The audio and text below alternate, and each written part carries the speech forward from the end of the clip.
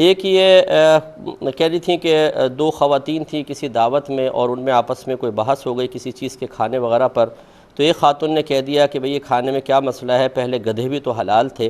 بعد میں حرام ہوئے، اور دوسری بہن کہتی ہیں کہ نہیں یہ حرام تھے اور تم نے غلط الزام لگا دیا ہے شریعت پر، تو لہٰذا تجدید ایمان کرو۔ تو دوسری خاتون گھبرا کر انہوں نے تجدید ایمان کر لیا، لیکن جب ہوش حواس تھوڑا ٹھکانے آئے تو انہوں نے کہا کہ نہیں، یہ تو ثابت ہے کہ سرکار صلی اللہ علیہ وسلم نے جب خیبر فتح کیا تھا تو پھر گدھوں کو کھانا باقاعدہ منع فرمایا تھا، تو کیوں تم نے مجھے تجدید ایمان کروایا؟ تو اب دونوں میں بحث چل رہی ہے کہ جی آپ نے غلط کہا، وہ کہتی ہے غلط کہا، فیصلہ کیا ہوگا؟ دیکھیں، اولاً یاد رکھیں کہ پہلے گھریلو گدھوں کا گوشت وغیرہ حلال تھا، بعد میں نبی کریم صلی اللہ علیہ وسلم نے اسے منع فرمایا۔ دلائل دونوں طرف اب بھی ایسے ہیں کہ جو باہم ایک دوسرے سے ٹکراتے ہیں، کہ بعض دلائل سے ان کی حلت ثابت ہوتی ہے، بعض دلائل سے حرمت ثابت ہوتی ہے، لیکن علماء نے حرمت والے دلائل کو فوقیت دے کر گھریلو گدھے کے گوشت کو حرام ہی قرار دیا ہے۔ لیکن چونکہ دلائل متعارض ہیں، ایک دوسرے سے ٹکراتے ہیں، یہی وجہ ہے کہ آپ فقہ کی کتابوں میں اٹھا کے پڑھیں کہ علماء فرماتے ہیں کہ اگر کسی پانی میں گدھے نے منہ ڈال دیا ہو اور آپ کو نماز پڑھنی ہے، تو اب جو دلائل پاک کے قائل ہیں، یعنی ثابت کرتے ہیں کہ گوشت پاک ہے، لعاب گوشت سے ہی بنتا ہے،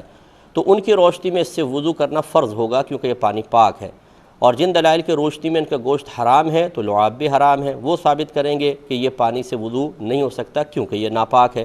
تو چونکہ دلائل متعارض ہیں، اسی لیے مفتیان کرام یا فقہا فرماتے ہیں کہ اس سے وضو بھی کریں اور احتیاطاً تیمم کر کے نماز پڑھیں، چاہے پہلے تیمم کر لیں بعد میں وضو، یا وضو کر لیں بعد میں تیمم۔ تو کہنے کا مطلب یہ ہے، خلاصہ کرام یہ ہے کہ یقیناً گھریلو گدھوں کے گوشت کو حرام ہی قرار دیا گیا ہے، انہی دلائل کو فوقیت دی گئی ہے، لیکن دلائل باہم متعارض ہیں۔ جن بہن نے یہ کہا تھا کہ پہلے گدھے حلال تھے، انہوں نے کچھ غلط نہیں کہا تھا، بالکل صحیح تھا۔ جو دوسری بہن بہت ہی زیادہ محتاط بنی اور انہوں نے ایک جائز بات پر، صحیح بات پر انہیں تجدید ایمان کروانے کی کوشش کی، تو گویا کہ پہلے یہ ثابت کرنے کی کوشش کی کہ آپ دائرہ اسلام سے باہر نکل گئی ہیں، اس لیے آپ فوراً سے پیشتر تجدید ایمان کریں۔ تو زیادتی ان کی طرف سے متحقق ہے۔ بعض صورتوں میں انسان ایک اچھے کام کا مشورہ دے رہا ہوتا ہے، لیکن اس کے پیچھے سوچ ایک ایسی ہوتی ہے کہ وہ اچھا کام بھی غلط قرار پائے گا، لہٰذا جن بہن نے تجدید ایمان کا مشورہ دیا انہیں اللہ کی بارگاہ میں توبہ کرنی ہوگی، اور ان کو پہلے معلومات حاصل کرنی چاہیے۔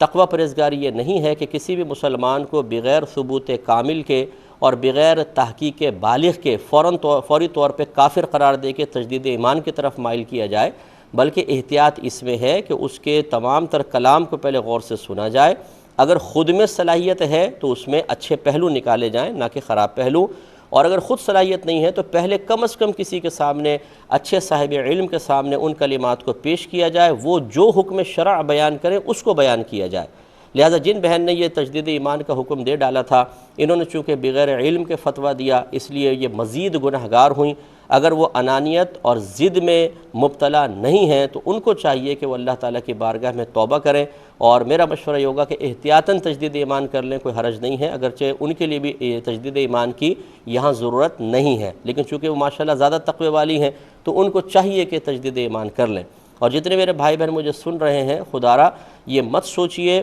کہ پہلے ہر چیز کو حرام کی نگاہ سے دیکھو کہ یہ حرام ہے، ہر چیز کو ناپاک سمجھو، ہر چیز کو کفر میں مبتلا دیکھو اور پھر فیصلے کرو، غلط۔ بلکہ جب تک آپ کے پاس ثبوت کامل نہ ہو، مسلمان کو مسلمان ماننا ہوگا، ہر شے کے اندر اصل اس کا پاک ہونا ہے، پاک ماننا ہوگا، اور ہر شے میں اصل اس کا حلال ہونا ہے، حلال ماننا ہوگا، سوائے عورت کے۔ اور فقہا نے گوشت کے ذبیحہ کے بارے میں فرمایا کہ ان میں اصل حرمت ہوتی ہے، حلت بعد میں آتی ہے، باقی تمام چیزوں کے اندر حلت ہوتی ہے اور ان کو پاک ماننا لازم ہوتا ہے۔ اور آخری مشورہ میرا یہ ہوگا تمام اپنے دیکھنے والوں کی خدمت میں، اور جو بعد میں ہمیں سنیں گے ان کی خدمت میں بھی، کہ جب تک آپ کے پاس صحیح علم نہ ہو، قطعاً علمی چیزوں کے اندر گفتگو نہ کریں، ورنہ بعض اوقات ایمان بھی خارج ہو سکتا ہے۔ مختصر سا بریک لیں گے۔